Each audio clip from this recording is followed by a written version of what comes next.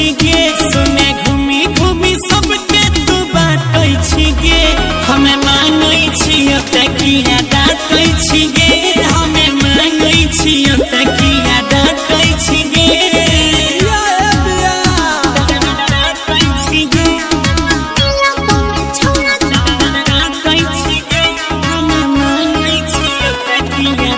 Mix by DJ Rakesh कामत। इलाका किसी का होगा धमाका हमारा ही होगा।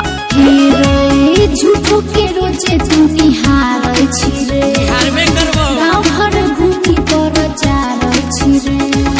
भागली कि नहीं कहां भागबै गे झूठी पहिले ततहु रोजे दान कैलही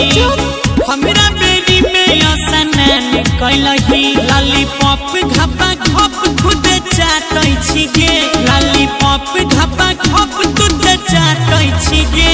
हमें मांगै छी तकिया डाटै छी गे हमें मांगै छी तकिया डाटै छी गे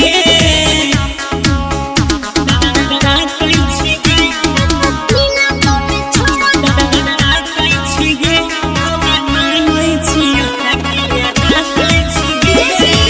मिक्स बाय डीजे राकेश कामत। इलाका किसी का होगा धमाका हमारा। पहले जना रे मजबूरी नहीं छ कार भागलो तोरा जैसन के जरूरी नहीं छ बहुत देखियो तोरा जैसन ओ माय डॉग के गई देबहिन ते सबके बोल देबगे छौड़ी तोहर पोल खोल देबगे गौरविया जैसन जानी तू काटै छी गे मल्लिक राकेश के मिठाई तू बाटै छी गे नीरज भारत मांगै छ तकिया डाटै छी गे डीजे वाला छौड़ा मांगै छ डाट